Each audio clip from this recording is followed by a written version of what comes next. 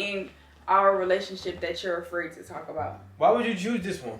How do you feel we handled our challenges? That was a joke. What do you need from me that you're not currently getting? What moment in your life made you feel most grateful for me? It's not always easy. It's probably not easy every day. Say anything else, smacking you. What's up, YouTube? What's up, Breezy Babes? It's your girl Bree, aka Amé're, and I'm back with another freaking video. And my boyfriend is with us today. I say robbery Amé're, robbery Amé're, robbery Amé're, robbery Amé're, robbery Amé're, robbery Amé're. Today we're gonna be doing a asking uncomfortable questions that most couples might lie about. So I got this app on my phone. It's called HH Talk, and you just basically you ask questions from it. But we're gonna do I think it's the couples one. Basically, what you do is you click next until you find a question you like, and you ask the question. We don't really like have like closed off spaces in our relationship, so I don't really. This is for y'all, I guess. We know everything for real. Okay, what parts of yourself do you see in me? The drive, the dedication, the attitude sometimes, the respect for each other,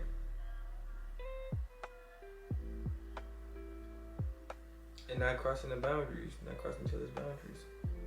That's good. And the cleanness too, all of that extra shit. If I lost my memory, what's the first thing you would tell me about us? I think the first thing that would come to my mind is Azana. Like, we have a baby. We've been best friends since we was kids, like 15, 16. Like, I would try to like pull like core memories, like certain things that we did, like the IX Center. Yeah. How your first time going was with me, so I would try to pull like things like that would like try to trigger your memory. No? I like that. I like this. What about me inspires you to be better? How hard you try for me? How can I word this? The amount of effort you put in to try to make me do better. Like certain decisions I was making, you would go hard for me not to make them bad decisions or make the same mistakes and to stay on the right path. So I would say, what about you make me keep wanting to do better is how hard you try to keep me doing better. So I feel like I can let you down, Arizona. Yeah, you be. How do you envision our life together in the next 10 years? Okay, for one, married. married. No more kids. I be thinking about it, but like we both be like, especially when Azana be having her mood swings, we be looking at each other like we're not doing this again. But possibly maybe one more at the most. So that I envision us living in a different state, like literally like a white picket fence, and just living like happy. Like you get to go and do what you want to do. You know, you travel, you do your music, you work on your career. I get to be a stay-at-home mom, being super happy, just genuinely happy, and yeah, I envision us rich as. I might have to bleep that out, but I envision us super, super, super rich, just super happy, genuinely, wholeheartedly happy. Like, not that like, oh, you know, I got this, so I'm happy because I got this. Like, you know, like, I'm happy, but I also have this, like, type thing. What's something in our relationship that you're afraid to talk about? Nothing. I don't be afraid to talk about nothing, but like I would prefer not to talk about my past. Like not my past, but it be like, bruh, sometimes you be it don't be nothing bad. You be saying some shit. You be like, that ain't never happened, man. That ain't never happened. But I ain't scared to talk about nothing. It is what it is. So I'm good for real. How do you feel we handled our challenges, and what can we improve? I feel like how we handle our challenges, I feel like the worst obstacles that we have overcame, I feel like we overcame them by like sticking together. Like we was like, okay, like if we gonna do this, we gonna do this. Like it was a crazy ass ride. We was like, if we gonna stop. We was like, if we gonna do this, we gonna do this. Like you know how like it was on some like we really just took a leap, big ass faith. Like how people like, all right, we're about to jump off this bridge with this bungee cord, hoping don't snap, and we're gonna do it together. So like if you do it, I'm gonna do it. It was on some shit, so we was like, fuck, do it. And I feel like it was a really good decision. And I feel like we overcome things really well together because we like, even if one of us is not like level-headed, the other one always is. So like, say if I'm having a day where I'm just like, I don't want to do nothing no more, everything's not working, I'm just tired, I'm over it. Like if I'm having one of them moments, it's like you always really keep me level-headed. And if it's you like, man, I'm about to, I can't, like, it's too much. So I'm just like, no, we're gonna keep pushing, we're gonna keep praying, we're gonna keep our faith. Like, it's like we balance each other out really well. I don't feel like, I feel like as far as improving, I told him this already, but as far as improving, I feel like we can read the Bible together. I told you that. I feel like that's just as intimate as sex, reading the Bible together. So I said I wanted us to start doing that. That's, as far as improving, that's all I could think of. What's a memory of us that always makes you smile? Like, even the old shit, this is the old, but like, one of the most ones I can like smile about the most is when you was giving birth to us up, and it's just like a completion. I love that one. That's probably like my favorite memory ever. We was both like so in shock. It was such a feeling of like disbelief, like, oh shit, like, and she was just so little and just like, oh.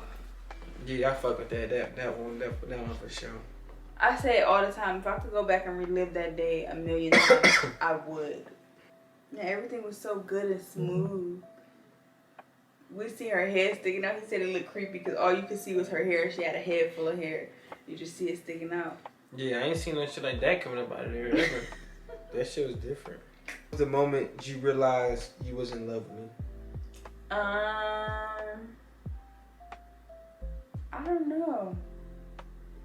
Thinking like a one time where I was just like, cause it was like, I don't know the first time. I know I have a lot of moments where I'm just like, oh yeah, I'm so in love with you. But I don't remember, like, I think. Say that again? I said I have a lot of moments where I'm just like, oh yeah, I'm so in love with you. But I don't. That sounds good. I just want you to repeat this. I don't remember the first. I think the first time was. I feel like the first time was literally the first day we was around each other. The first day we was around each other, I had came to his house, and normally I get anxiety. I didn't know what it was back then, but I would get anxiety when I would like sneak out or be places I knew my mom didn't want me to be. And I was like, she's about to catch me, she's about to call. Like my mom always, we were like this. So when I was doing something I wasn't supposed to be doing, she would always like catch on. Like nobody would even tell her nothing, and she'd call me like, what are you doing? Like she would just know. So I was like normally getting scared, and when I went over there, I was not scared. And I'm just like, this you wanna know what's crazy? What? That's what I was thinking my own self. But if you would say anything other than that first time, I would have been a little disappointed. I was thinking that. Y'all, he picked up my shoes. I was getting ready to leave. I'm like, my sister's here. And he was like, he picked up my shoes. I don't want you to leave. And I was low-key creeped out because I'm like, and then he texted me when I got home like, would it be weird to say I love you? And I'm like, I did that. And I'm like, oh, I think I really am in love with him. But I was so standoffish because I'm like, she was messing with a bad guy like me, thinking I was finna try to play her, bro. I was so standoffish, and I was so mean to him at first. And he used to wake up every morning before I woke up, because he's not an early person, but I am. I'll wake up at like 6, 7 o'clock in the morning. And he would wake up every morning before I woke up just to text me good morning. And he'd be like, okay, good morning. And then he'd be like, what are you doing? I'd tell him. He'd be like, okay, I'm about to go back to sleep. I just don't want you to think I'm doing nothing. And then I'm just like, this is just what they do in the beginning. Like, no, he's not about to cheat on me and da-da-da. Stereotype the nigga like me, man. I did, and then one day he texted me like, "Good morning, baby," and I was like, "I'm not your baby." That was when we first got together, but that was another story. But I'm saying, like, that's the type of stuff he used to do, and I was just so standoffish. Now look. What place do we both consider special for our relationship? And if you say anything else other than what I'm thinking, I'm smacking you. What place do we both consider special for our relationship? Being that you expected something, my mind is wondering, like, why would you choose this one? There's no place to be like, so romantic. The fucking hospital? No. Joke. That was a joke. Re-ask the question. What place do we both consider special for our relationship? The IHs? The IHs? No. That was a good one, but that's not the one I was thinking about. I mean, I guess saying a yes or no question, but I was saying B-dubs. I was thinking that, but if you wouldn't have said what you said, I would have... See, bro, you can't be throwing threats in there and have me thinking about some extravagant, other off-the-wall shit, bro. I was finna say B-dubs, but you talk about... What's one difference between us that you love?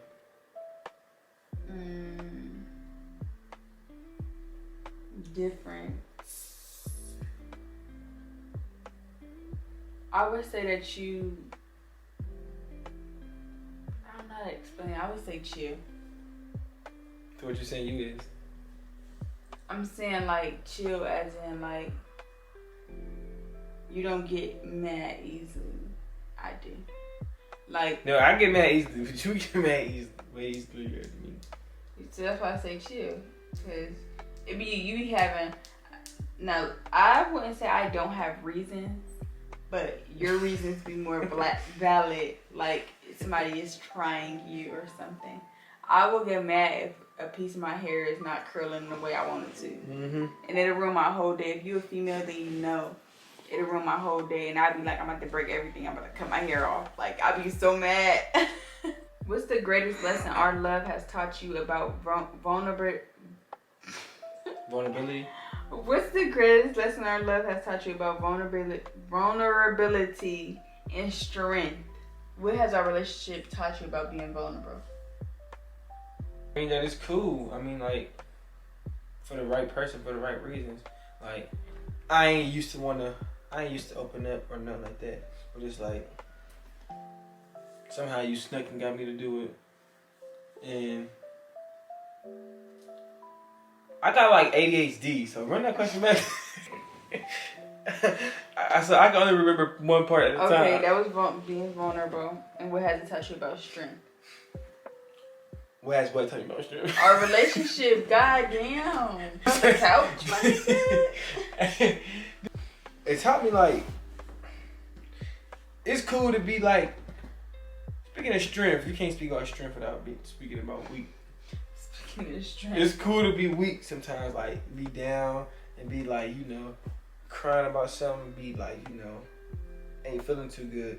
But it's like, just don't stay there for a long time. Mm-hmm. Just to be like, alright. It's cool to be, that make you stronger. Like, for real, I feel like it's cool to let yourself get to that point. But not everybody know how to let themselves be weak, which is a weak trait. Like, when you don't know how to let yourself feel your emotions, you like scared. Like, a lot of people be scared of their emotions. They be scared to feel those emotions, scared to feel what it's like to be sad, to be hurt. So instead of letting themselves feel those emotions, they just brush them away. Exactly. So I feel like it's weaker. It's easier to hide your emotions than to just let yourself feel them and move past them.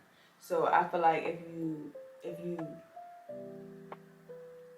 I feel like people that have the issue of their self be weak are actually weaker than the people that knows how to let their self be weak. What moment in your life made you feel most grateful for me?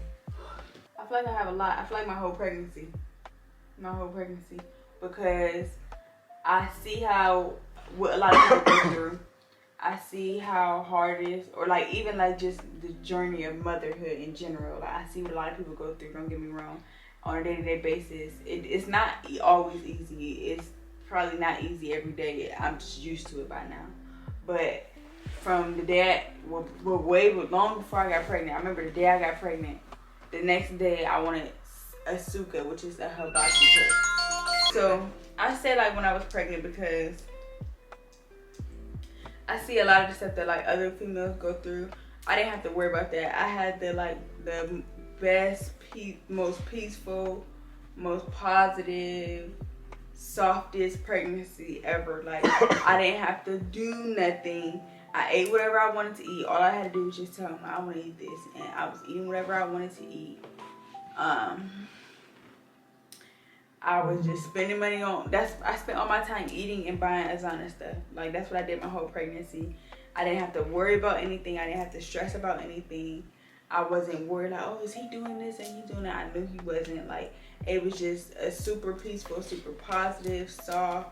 Like I felt so at peace. Even now, like with entering motherhood, like especially my first 6 weeks, like my first 6 weeks, every day, day in, day out, like he telling me like, go to sleep, go ahead, go to sleep, I got her, go ahead, go to sleep, I got her. Like my body is still like getting used to not having a baby. Like I have a big ass like battle wound inside of my stomach. Like my placenta was just like ripped from the inside of my stomach.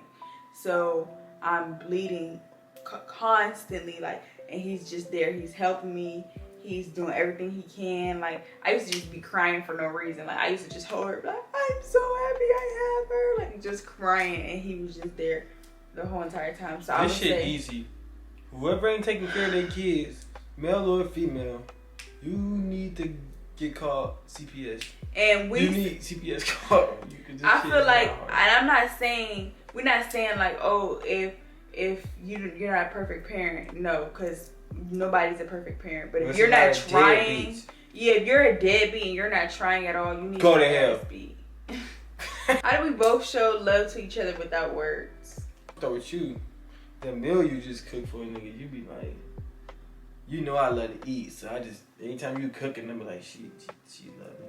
So when you cooking, rub me, tell me you appreciate me, and show it. And me, shit, contributing to everything you need, everything you got going on, this YouTube shit, having your back, picking up your slack, you picking up mine.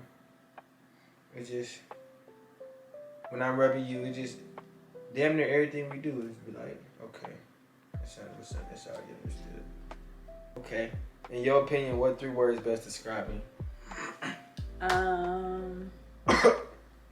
Put it on. Oh, my fault. Handsome, goofy, and kind-hearted. He's such a sweetheart. He really is, and he tries to show that to people because he don't want people getting close to him. But that's the thing about me. He's such a sweetheart. Like y'all, like you're probably thinking he's so mean. He's literally not mean at all. He's such a sweetheart. He being mean to me when he tell me no, but he don't tell me no. Sometimes he try to tell me no without telling me no. Like when he is sit down, I'm like, can you go do this? You just sit me up. Why would you wait till I sat down? Bro, I swear to God, she would specifically wait. I could be running around this bitch doing Lord knows what for 30 minutes straight. The moment I'm exhausted, laid down, don't even want to do nothing. I'm chilling. She go drop my pants. I'll be in my head like, nigga, no, I can't go drop your fucking pumps. You could have asked me this whole time. Now you got something you want me to do because the nigga tired and shit, but I still do it. What do you need from me that you're not currently getting? You on your period, so. Dude! You asked me, and that's just the truth. You on your period, I can't get it, so. Okay, let's think outside the box. Literally. Come on! Get anything I need. Like 100% honest, like you 100% feel like you're getting everything. Like when you look back as a kid and you imagine your relationships, you feel like you're getting every single thing that you wanted out of this relationship that you always wanted.